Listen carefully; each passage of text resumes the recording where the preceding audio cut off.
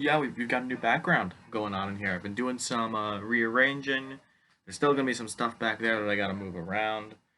But during this break, I moved back here, and I got some movies to talk about. So there's a lot that I watched in between doing videos. So the first one on this list is Infinity Pool. This came out about like 4 months ago. I haven't really gotten the chance to watch it yet until now. And I'm very glad I caught it. I feel like Brandon Cronenberg, son of horror and just directing legend at this point, David Cronenberg, has been like on this pretty good hot streak recently. I would say like he made a pretty great movie in Possessor, his last movie from a couple years ago. I thought that was great. Hearing that what this next movie is, Infinity Pool, it stars Alexander Skarsgård and Mia Goth as the dual leads essentially. It's apparently like a social commentary, very like eat the rich mentality, and it's gonna include like cloning and body horror, and I feel like that could just be an interesting route to go in with an interesting like that, mixing that with body horror elements. That being said, Infinity Pool was pretty much one of my highest anticipated movies of this year. I was very excited to see where this would go, and honestly, I get why this has been pretty divisive. The overall plot is that Alexander Skarsgård plays a writer and he's going on vacation with his wife, played by Cleopatra Coleman, to this fictional island, which I'm pretty sure they filmed in Croatia for, but this third world country where the culture there is very like it's a third world country. What do you expect? They're living in this resort, and it's all in a bubble there. And after a tragic like accident that happens with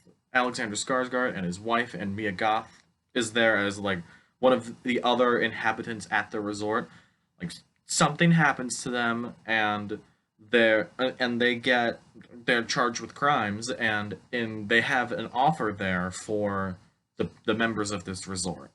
You can it's a death penalty essentially. You die, or if you have a lot of money, you'll pay us and we'll make a clone of you so you can watch yourself die instead. There is a lot happening in this movie, as I was talking about earlier, and it's very ambitious, taking a lot of huge swings that I do admire in a filmmaker, and just there's a lot of good, like it's a very psychedelic movie. There's a lot of like there's a lot of shit happening in this. A lot of the acting is good, but I actually want to point out Alexander Skarsgård.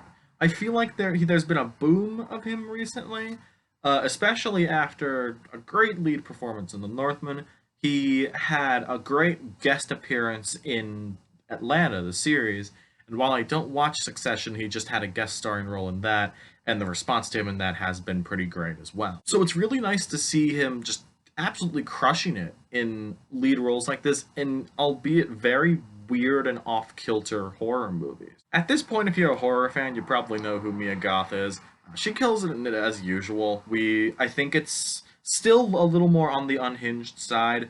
I do prefer her in Axe and Pearl, but I still think that she's continuing this white hot streak of just genuine psychopaths that she's playing really well. As a director, I do feel like Brandon Cronenberg essentially like leveled up in style specifically, and just while there was still a style with Possessor, it was much more subdued, and the concept of it more of that movie more pushed it into the more psychedelic areas, and that where definitely this is much more like style over substance. I hate using that term, but it is very much more style over substance in this movie more than Possessor. That's why that's kind of leading me to say that I feel like the social commentary could have been like a little sharper. If it's very much things I've seen before.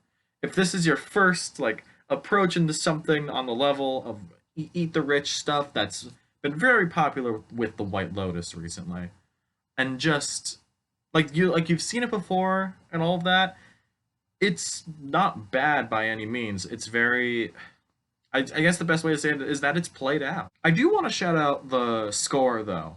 As you know, on this channel, if you look back, I did a lot of music reviews. and I'm still very passionate about that. So I want to shout out the score for this because the ambient producer Tim Hecker, who also just put out a brand new album a couple months ago, does the score for this, and it's really really good. It's one of my favorite scores in general this year so far. It's definitely not going to get like nominated for anything. At least I don't think so. But I feel like that would just be cool if it happened, and plus putting Tim Hecker on more of a map. Although at this point, if you know who Tim Hecker is, you don't really have to put him on a map. I will say I do sound more positive than I actually feel in this video, but I will say that Infinity Pool is worth a watch.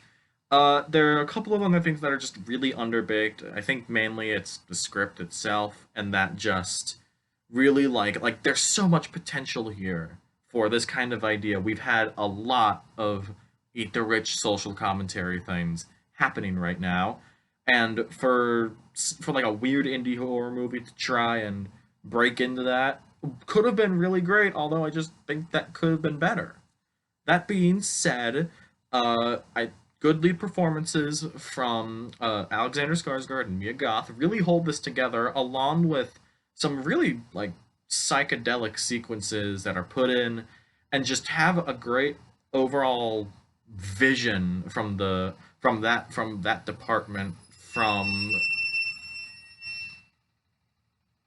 the windows open. Anyway, I just do think Infinity Pool was a little overambitious. I feel like the writing could have been better, but the pieces are in place for something that could have been really great here. And I feel like if the script was better, this could have been like an all-timer. I'm gonna give Infinity Pool a 6 out of 10. This is something that could have been a lot better, but I did enjoy it while it was on.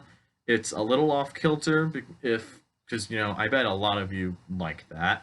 And if you're willing to sit for that kind of stuff, I say go for it. You're probably gonna like it more than me. So yeah, those are my thoughts on Infinity Pool. I don't have much else to say. There's gonna be more videos coming out soon of just things I've watched. Some of them good, one of them really awful. If you follow me on Letterboxd, you'll know what I watch. And I don't review everything I watch, but I review most things I watch.